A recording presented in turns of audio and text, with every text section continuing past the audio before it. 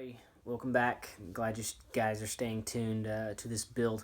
I'm having a ton of fun, but at the same time I wanted to take this video, kind of step back and kind of just see where we're at, what we have done. We have done so many things and so quickly. I've never had a chance to stop and just take care of some of the minor things that needs to be taken care of. I know you guys are interested in hearing how the ride went with Adventure Off-Road Park, so I've got some clips for you. Enjoy.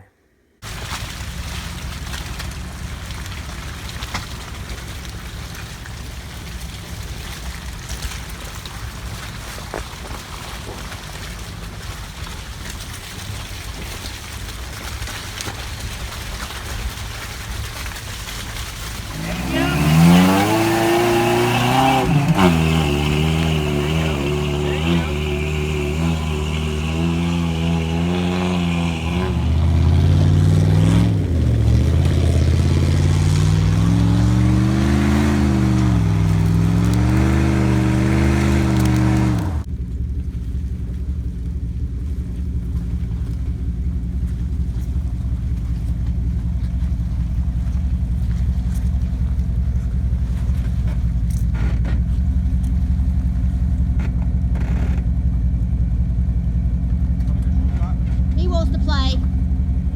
It is a shortcut.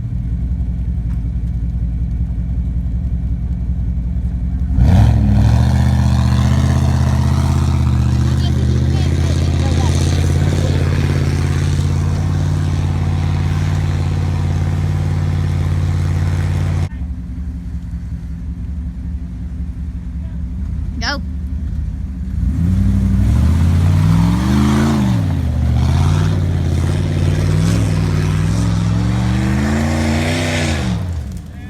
There you go.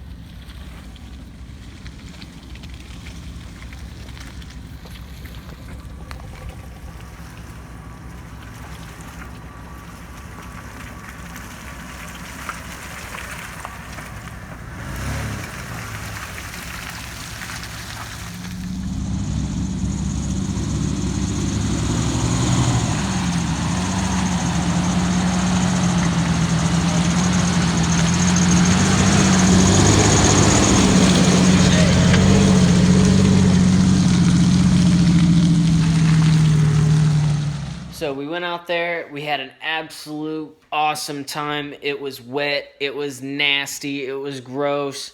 It was slippery. We couldn't get traction for nothing. Even people fully locked weren't getting any traction. It was just a ton of fun. But we do have some issues. When I first put the 33s on the Jeep, without going off-roading, I noticed that the backside of the front fenders were being hit at full lock. So I kind of figured when we got to AOP that it was more than likely going to really show its ugly head and show me how much actual trimming I needed to do.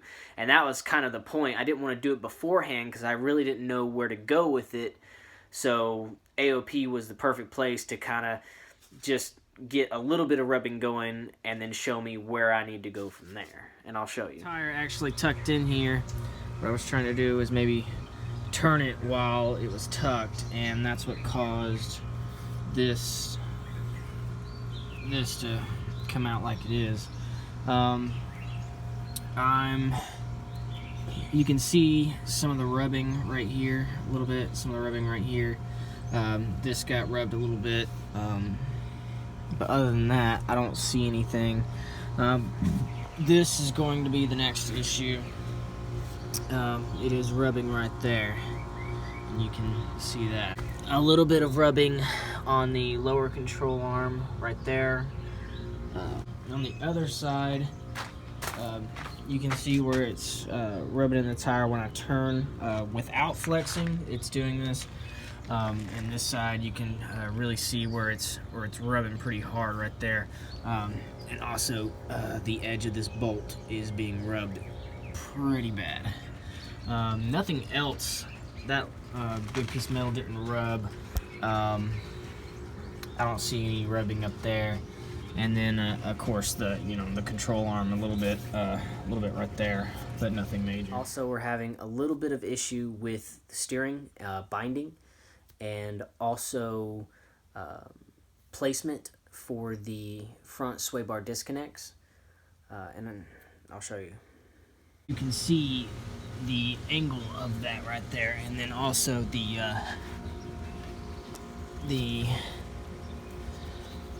let's see if I can get that on camera. Right there. The steering stabilizer was hitting the track bar. So, but this is, you can move this any which way you want to, so I moved it up just a hair. This joint all the way in front, and then to have such an angle coming down, it's creating some binding issues. And also with the bolt back there, it's so close, you can see where it's starting to rub just a hair. I'm not quite sure what we're going to do about that, but it is an issue. And also you can see where the Rusty's track bar was also hitting the sticker on the steering stabilizer. It didn't hurt it, but it ain't great either. And go off-roading. The bigger issues I'm having is one, when you disconnect the sway bar, I had to put it up here and I had to zip tie it, which everybody does. And of course, it comes with the kit. It comes with new, like a little mounting bracket that goes right here, and you have to drill the holes to mount a bracket that I guess holds it up while you're off-roading. Well, that's going to be an issue because when this tire turns in, it's going to turn in directly into it. I'm not really sure what to do about that, especially at full stuff and full lock, how that's going to hit there. And either way, even if you did mount it right there, the second problem is that where are you going to go behind it to get to the ball holes? So they would have to be self-tapping bolts, and even then, I'm not quite sure if it's going to hit there. One of the other big issues that I really noticed was the amount of flex in the rear. As far as I can see, it's very, very limited. I'm not sure what's causing that, if the sway bar has ever been upgraded, or if it's just never been used enough or worn enough to really give it the amount of flex I really would like. What it's doing is it's flexing the front more than it is the rear. And like I said, I'll show you what I mean. So of course I have no bump stops in here. What I'm going to do is I'm going to get some extended ones. They should come down to about, what is it, 3 inches, so what, about that right there. So I mean, I still have a good 5-6 inches of up travel. I definitely don't want to go any more than that. Otherwise, really weird, this sway bar, this is the factory sway bar, it does not allow this axle to flex, I mean, at all. So I'm not sure what we're gonna do here as far as curing that. I'm really not sure what to do. Maybe do something completely custom with this, because of course nobody makes anything. But with so many heim joints, the rear axle can really flex out if the sway bar would allow it to. So I don't think it's too tight. I don't think the drop bracket that it has on there is making it worse or restricting it in any way. So maybe we need to do something with that. I think the smartest thing for the next 2 or 3 months is to kind of take a step back and to get all the minor issues taken care of. Anything that I need to relocate, need to modify, need to maybe get a new part for, and even doing some small things like adjustable upper control arms and doing something with the rear sway bar if I can. I think taking a step back and taking care of those things is going to make what I have better. And then after that, I would like to add to what I already have. And one of those things is I'd like to go from 33s to 35s. And I know that's not the easiest thing done, easier said than done, but I think it is doable. I have found a way with some Bushwhacker cutout fender flares, putting 35s, and maybe do some axle upgrades like Detroit True Tracks front and back, doing a Super 35 in the rear, and then maybe some chromoly axle shafts, going from a CV style to a U-joint style. I have heard bad things about it with the all-wheel drive transfer case. That may stay, that may go. It works great now, so I have no reason to get rid of it, but if it does become so much of an issue preventing me from doing other things, then that could go as well. But I think taking time to refine what I have is the best plan of action. As of right now, I have Kevin's Off-Road, their rear bumper and tire care. It's on order. It should be here next month. But after that, I think just getting the little things taken care of will really do a lot and go a long way. If you guys have any questions, comments, concerns, suggestions, hey, please let me know. Like, subscribe to the videos. Again, it gives me justification to do this and take videos and to show everybody, give the information that I can't find on YouTube, the internet, or anything else, and give it to you guys. So lets me know that these videos are wanted and you guys like what I do. So we'll see you out there.